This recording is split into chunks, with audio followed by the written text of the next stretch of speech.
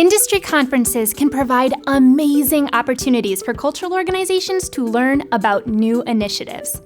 But there's a disease that often infects well-meaning leaders at these conferences, and they're bringing it back and infecting their organizations. It's time to talk about case study envy. You're watching Know Your Own Bone, Fast Facts for Cultural Executives. I'm Colleen Dilenschneider. There can be very serious consequences for organizations that become too easily seduced by the alleged successes of others. That's exactly what I call case study envy, and it makes smart people believe two pretty silly things. First, case study envy makes leaders believe that the presenting organization's initiative worked, that it met any meaningful goals at all. Sometimes the initiatives are attached to meaningful outcomes, and that's great. But more often than not, the organization holding the microphone is one that asked for the opportunity to tell you how good they are at something. This doesn't necessarily mean that they're actually good at it. Considering this, it's not uncommon that programs and initiatives that might more objectively be considered failures are instead presented as successes at conferences. Let's be honest, it stinks to admit that something that we thought was going to be cool turned out to be a total dud. Sometimes presenting that cool-sounding thing at a conference can internally soften the blow and save some public face.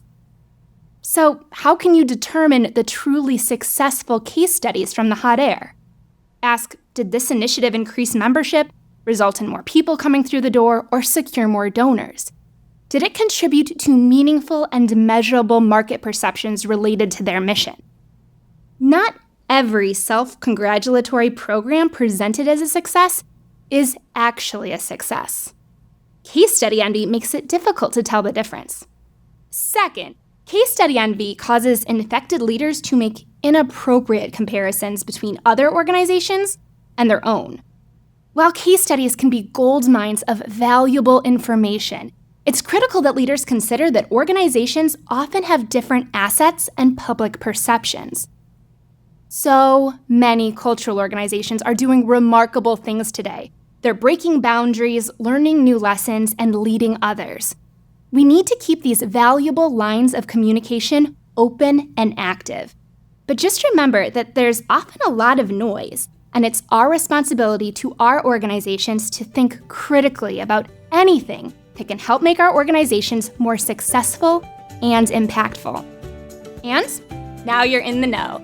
Thanks so much for watching. For more information, click on the link and check out Know Your Own Bone.